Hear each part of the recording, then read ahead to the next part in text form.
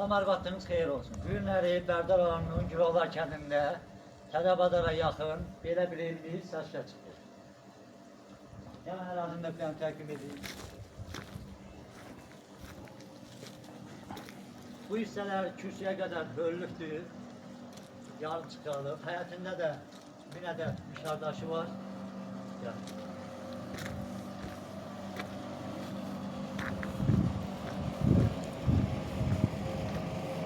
Evin bu hissəsində kürsüyə qədər böldü. Evimizin arka hissəsini bir yana yaxınlaşımları. Bu hissəsindən qapı yeri qoyulubdur. Yəni elə belə böldü. Buradan dişlər buraxılıbdır.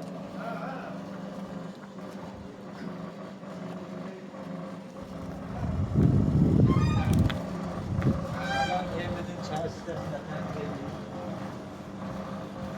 Evimizin içərisində də bir ədəd müşardaşı da var. Satış zamanı bunlar da sizlərə veriləcək.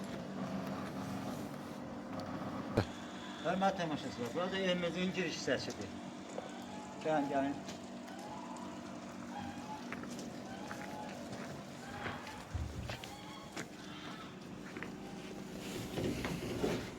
Bura evimizin hamam və sanuzen hissəsidir.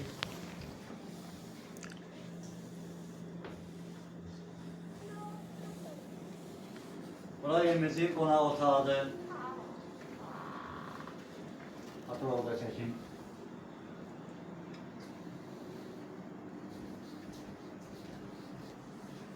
Bura da evimizin bir yataq otağıdır. Orta təmirlidir.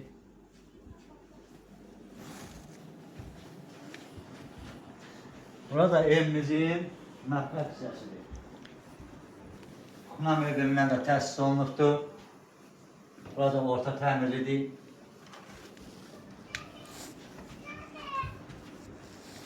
Hörmətli tamaşaçılar, evimiz Təzəbadarın yaxınlığında yerləşir.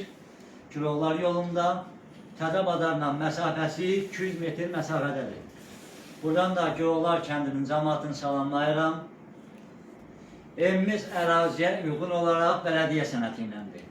Evimizin qazı, işığı, suyu, Wi-Fi xəttə belə mövcuddur. Satış qiyməti, evimizin qiyməti 45.000 manatdır. Razılaşma yolda var. Allah alana da, satana da xeyir versin.